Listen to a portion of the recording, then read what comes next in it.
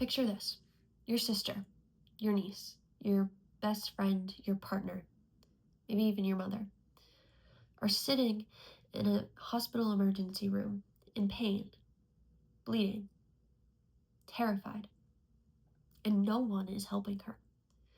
Not because there are no doctors are available or because they don't know what to do. It's because they're waiting for her to get worse, waiting for her to be close enough to death that they're legally allowed to act. Because if they intervene too soon, they risk their medical license, their career. They risk going to prison.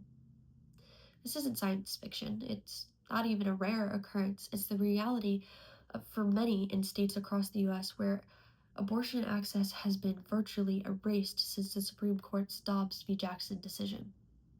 With a single ruling, Roe v. Wade was overturned, and nearly 50 years of federal protection for abortion disappeared.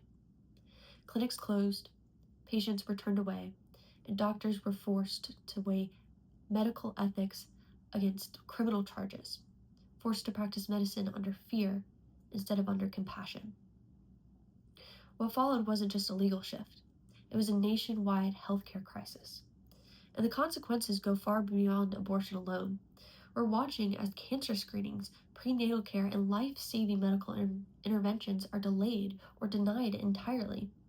Because what's truly at stake here isn't only reproductive freedom, it's whether we allow politicians to make medical decisions for us, and whether we protect the people giving and receiving care, or continue down a path that leads to more suffering, more silence, and more preventable deaths.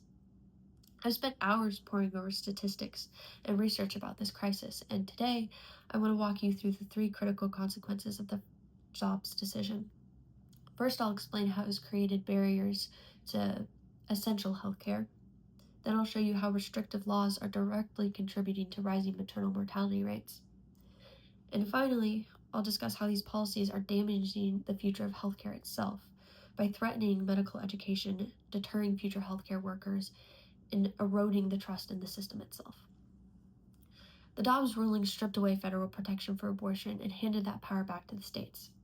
Some responded with complete bans, others passed harsh restrictions. And the result? Immediate chaos, especially for those most vulnerable. According to the NIH, over 11 million people in the U.S. now live more than an hour away from the nearest abortion clinic. For many, that distance might as well be across the country.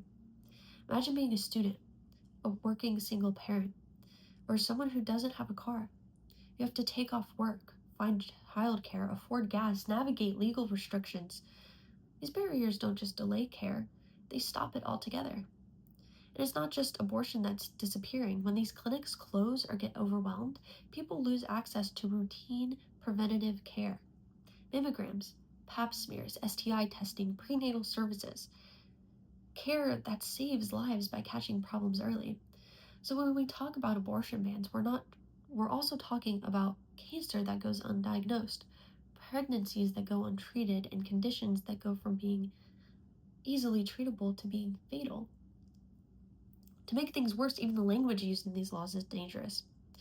Politicians throw around the term viability to justify the restrictions, but it's a word that doesn't even have a clear or consistent medical definition. According to the American College of Obstetricians and Gynecologists, viability is a complex and highly individualized medical judgment, not something that can be defined by lawmakers with no clinical experience.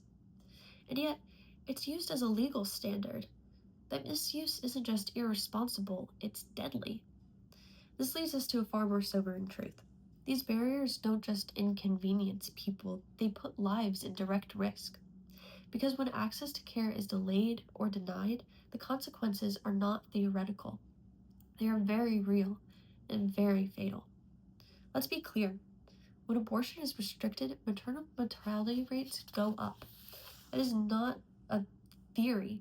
It's a real, measurable reality. Before Dobbs, when Roe was in place, maternal mortality for women of color dropped by 30 to 40%. The correlation is clear. When people have access to safe reproductive care, they live longer, healthier lives. Now that progress is being completely unraveled. The NIH predicts that a nationwide abortion ban could lead to at least 140 additional deaths every year. And Tulane University found that maternal death rates are 62% higher in states with restrictive abortion laws compared to their less hostile counterparts. Let that sink in. 62%. That's not just a statistic, that's an alarm bell.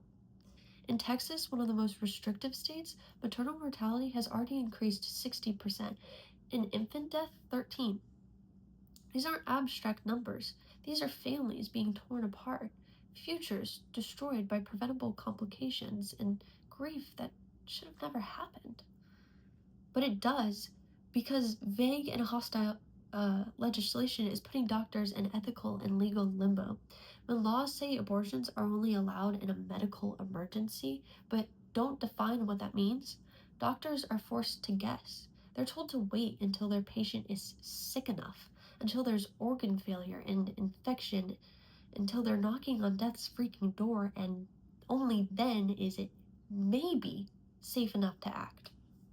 Women are going septic in waiting rooms, being forced to carry unviable pregnancies, losing the ability to have children entirely, bleeding out in hospital parking lots, turned away by hospitals who are too scared or too apathetic to break the law. And this isn't the fault of doctors. It isn't. This is the fault of lawmakers, many of whom have no medical background, and hospital administrators who are essentially practicing without a medical license. Now I know that there are people who believe that these restrictions are necessary, that they're protecting unborn life.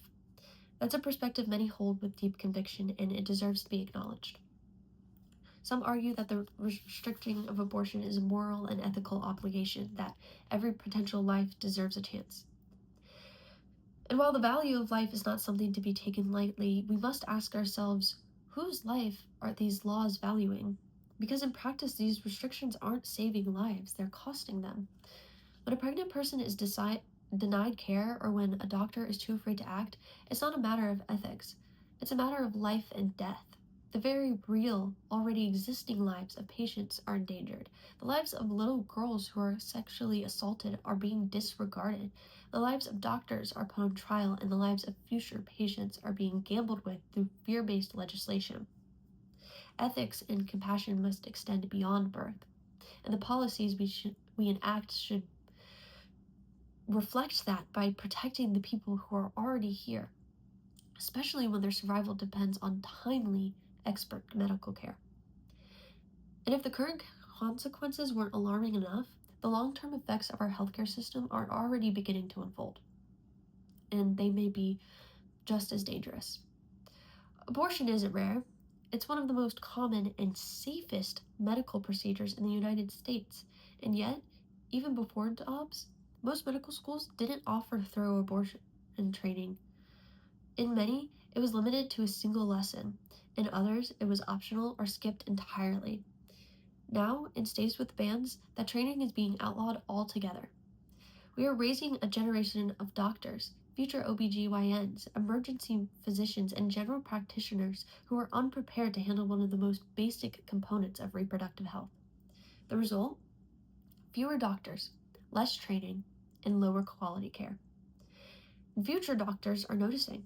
According to the NIH, after Dobbs, states with severe abortion restrictions saw a 3% drop in all residency applications and a 10.5% drop in OBGYN applicants. That means fewer young professionals are choosing to work in the very places that need them the most. I myself have had this line of thinking. I don't want to go to a medical school in a state where I'm not going to receive a complete education, and I outright refuse to work in a state where I can't effectively treat my patients. This only worsens the already existing physician shortage and leads to longer wait times, overburdened hospitals, and more preventable deaths. Even for those who do stay, the risks are terrifying. One physician in Indiana faced national backlash and legal threats for providing an abortion to a 10-year-old rape victim. She did her job. She protected a child and followed medical protocol. And for that She was dragged through the media, investigated, and nearly lost everything. This climate of fear doesn't just hurt providers, it destroys the trust between patient and physician. And when people no longer feel safe to seek care, everybody loses. Let me be as clear as I can. Lives are being lost because of these laws. People are suffering. Doctors are being silenced. Future physicians are being driven away. Our healthcare system is cracking under the weight of political interference and public fear. But it doesn't have to be this way.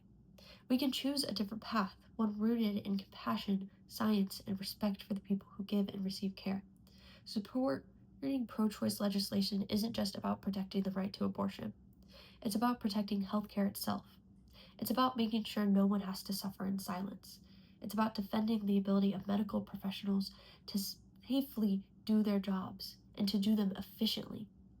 So I urge you, don't look away. Speak up. Learn about what's happening in other states. Share what you learn. Support laws and leaders that protect patient care and respect medical expertise. Advocate.